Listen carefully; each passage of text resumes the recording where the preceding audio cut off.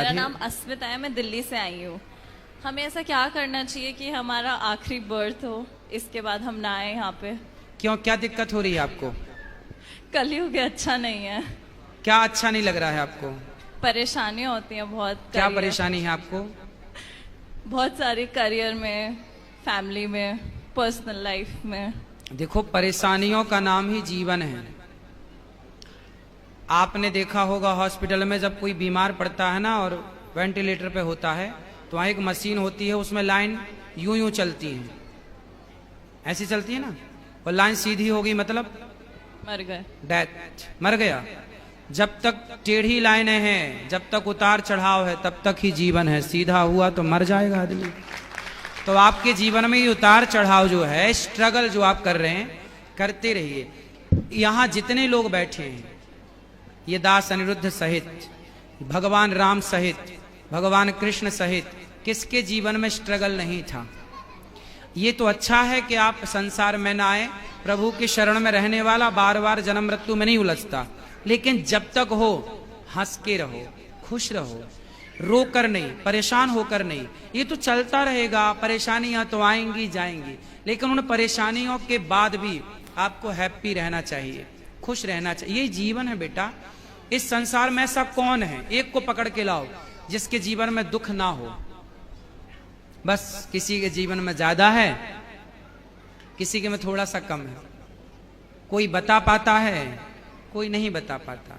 बाकियों को देख के ऐसा लगता है कि उनके जीवन में दुख नहीं है, ज्यादा मेरे में है। ना ना, आपका चलो क्या दुख है बताओ। अच्छा, कुछ कुछ कुछ बता दो। मतलब मैं बहुत कुछ करियर वाइज करना चाहती हूँ, वो हो नहीं रहा। ये दुख है। अरे किसी के घर में तबीयत खराब हो जाती है, या फिर ऐसे लोगों को देखो जिनके दोनों हाथ कट चुके हैं। जरा सोचो कि जिसके दोनों हाथ नहीं हैं और उसके घर में करने वाला कोई नहीं है और उसे प्यास लगी हो, तो पानी कैसे पीता होगा? कभी आपने सोचा है? मैंने ऐसे लोगों को भी देखा है जिनके दोनों पांव और दोनों हाथ नहीं है। अब बताओ कि उसे प्यास लगती होगी तो वो डिपेंड होता होगा ना दूसरों पर, भैया जरा हमें पानी पिला दो, भैया भूख लगे, कुछ खा नहीं सकता। तो दुखी तो वो है बेटा। तुम अपने हाथ से खा रही हो, तुम अपने पांव पे चल रही हो, तुम अपनी आंखों से देख रही हो, तुम अपने कानों से सुन रही हो, तुम अपने मुंह से बोल रही हो। आपके जैसा सुखी संसार में कोई नहीं है। दुखी तो वो हैं जो एक शब्द भी नहीं बोल पा रहे हैं, बेचारे गूंगे हैं। दुखी तो वो हैं जो एक कदम भी नहीं चल पा रहे हैं, बेचारे लंगड़े हैं। दुखी तो वो हैं जो एक शब्द भी नहीं सुन पा रहे हैं, बेचारे बहरे हैं। क्यों नहीं हम उन लोगों को देखते? हम क्यों अपने को ही हल्का मानते हैं?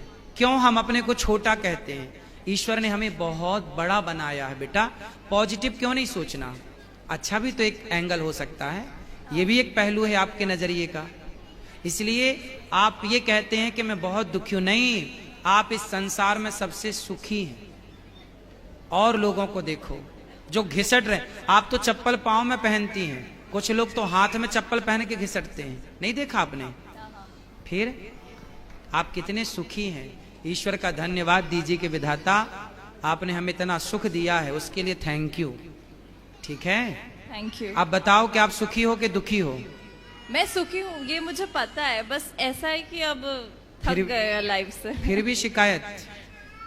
शायद से, मतलब ह्यूमन नेचर होती है कि ना हाँ नहीं, बेटा हमेशा खुश देखो, नहीं रहते। यदि शिकायतें करने बैठेंगे तो सबकी शिकायतें हैं। लेकिन माता सीता को जंगल जब जाना पड़ा, राम जी ने जंगल भेज दिया, लव कुश को पैदा किया अकेले। स्ट्रगल देखिए, लकड़ी काटी। तो किसी ने सीता मां से कहा कि अब बताओ, तुम्हें राम जैसा पति चाहिए जिसने तुम्हें गर्भावस्था में वनवास भेज दिया? किसी नारी को क्या ऐसा पति चाहिए कि उसका पति गर्भवती स्त्री को घर से निकाल दे? तब सीता मां ने कहा, बहन जब जब मेरा जन्म हो तब तब मुझे राम ही पति के रूप में प्राप्त हो। लोगों ने कहा कि तुम्हारा इतना कष्ट देने वाला राम तुम फिर से पति रूप में चाहती हो? सीता मां ने कहा, कष्ट मुझे मिला ये तो आप लोग मेरा कष्ट जरा सा देख रहे हैं। जो मुझे सुख मिला है राम को पाकर, जो सम्मान मिला है राम को पाकर, उस सम्मान उस सुख के आगे ये दुख तो कुछ भी नहीं है। इसलिए मैं राम के उस सम्मान, आज जहां राम खड़े होते हैं वहां माता सीता खड़ी होती हैं, तो मैं राम जैसा पति क्यों ना चाहूं। मुझे जरा सा दुख मिल गया तो क्या मैं उस जरा से दुख के कारण अपने राम को छोड़ दूं? ना बेटा, जिस राम ने हमें इतना सुख दिया है, यदि जरा सा कोई बात नहीं, तुम्हारी माँ इतना लाड़ करती है और एक थप्पड़ मार दे गाल में, इसके लिए हम माँ को दुश्मन तो नहीं मानने लगते ना। बस ईश्वर ने इतना सुख दिया, जरा सा दुख भी हो तो ईश्वर का प्रसाद मान के उसे ग्रहण करना चाहिए, थैंक यू कहना चाहिए ईश्वर को। तुम्हारी माँ ने बचपन में तुम्हें कभी मारा नहीं एक थप्पड़, इसलिए तुम्हें थप्पड़ का एहसास नहीं है बेटा। ईश्वर के थप्पड़ का एहसास भी काश होता आपको। ये मेरी बहन है, ये बहुत पिटी है, तो मैं कम पिटी हूँ घर में। कम पिटी हो मतलब पिटी तो हो? बहुत कम, हाँ। चलो अच्छा है।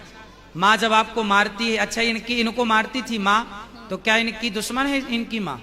नहीं नहीं, फिर इनके भले के लिए। ऐसे ही है, ईश्वर यदि हमें थोड़ा दंड भी देते हैं, दुख भी देते हैं, तो वो हमारी भलाई होती है। तेरे फूलों से भी प्यार, तेरे कांटों से भी प्यार। Thank you. खुश रहिए।